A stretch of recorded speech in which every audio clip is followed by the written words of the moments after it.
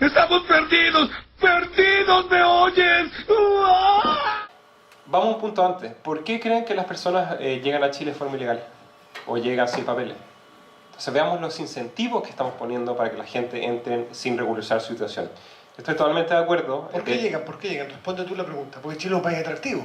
El proceso de migración es un proceso muy fuerte. Y tratar de poner barreras o poner muros, como plantean algunos, hay muchos estudios que dicen que no dificulta o no detiene el proceso de migración.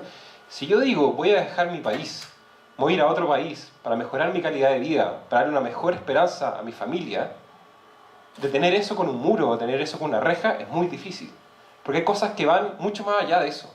En ese sentido, yo estoy muy de acuerdo que es muy importante identificar a quienes vienen. Casi todos los problemas que hacen responden a que han llegado y que Chile no está preparado a ciertas condiciones. El problema de Antofagasta, pero veamos cuáles son los incentivos y las razones por que la gente llega o entra de forma ilegal.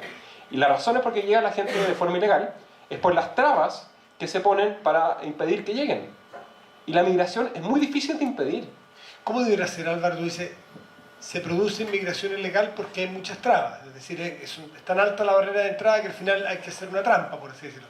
¿Cómo debería ser? Porque el otro extremo, que me imagino que nadie en su sano juicio lo pretende, que entre todo el que quiera las barreras de las puertas abiertas y que nadie le pregunte ni siquiera el nombre. Es una ridiculez. Pero, ¿qué punto es intermedio y razonable?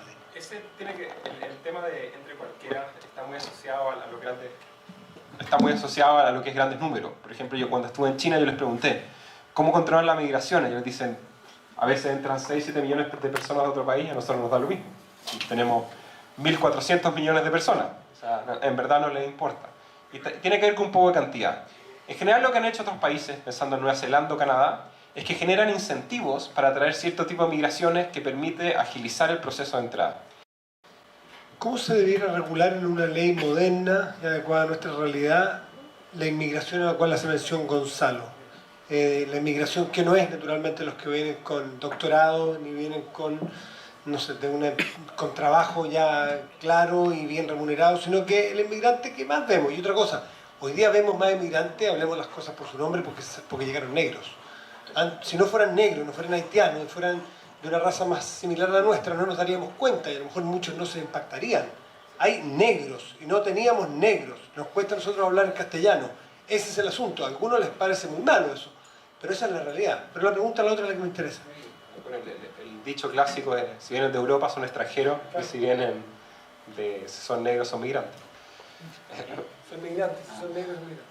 Más allá, antes de contestar la pregunta, dos cosas. Uno, el migrante promedio tiene 11,3 años de escolaridad, el chileno promedio tiene 11,8. Así que aún la persona que venga de Perú, de Bolivia, otras condiciones, primero, habla mejor que nosotros, y segundo, tiene más años de escolaridad que nosotros. Entonces, independiente que sea capacitado o no capacitado, que una buena distinción se hace, es importante. Y si alguien viene a estudiar a Chile, y viene a estudiar medicina a Chile, ojalá que se quede. Sí, esa es la gracia. ¿Por qué Estados Unidos le dio tan bien? ¿Por qué desarrolló tanto su economía? Porque es un país que basó todo su crecimiento y toda su innovación en inmigrantes. Y lo que hizo es que les generó oportunidades para que pudieran desarrollar sus emprendimientos tecnológicos. ¿Cuál es el problema de la ley de migraciones de Trump? Es que con la ley de migraciones de Trump no podríamos tener un Steve Jobs. No podríamos tener uno de los creadores de Google, que también venía de Bosnia, en otras condiciones. Porque Estados Unidos es un país libre que dejaba la oportunidad de realizar los proyectos de vida basados en la lógica de atraer cerebro, atraer gente talentosa, o gente que bajo la lógica del sueño americano hizo una diferencia.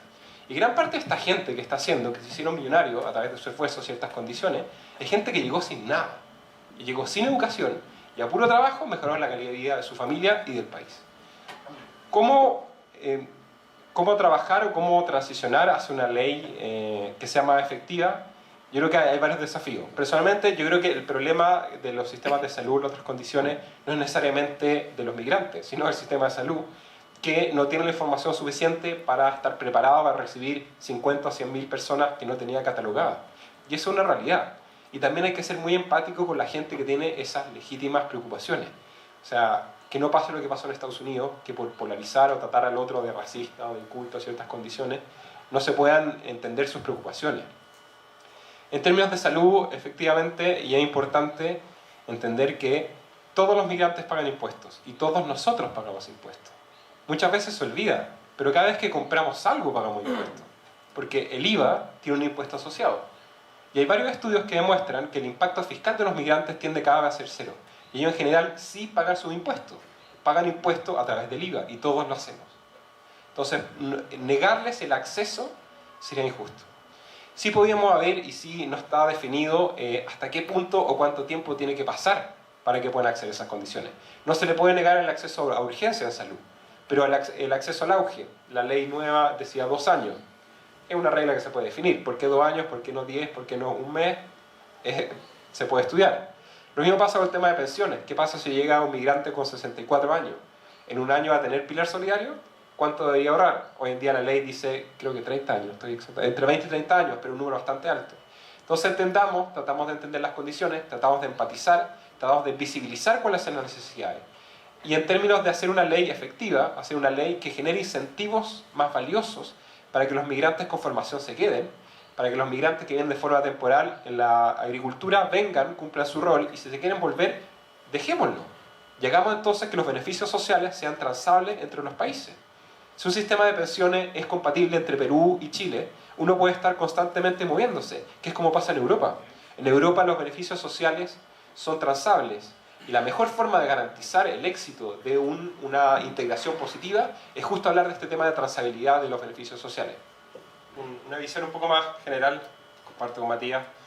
Primero, escenario hipotético. ¿Se imaginan un Chile sin bomberos? ¿Se imaginan un Chile sin compañía de bomberos, sin restaurantes internacionales? Eso sería un Chile sin migraciones. Efectivamente, eso sería un Chile sin migraciones. Los migrantes han formado este país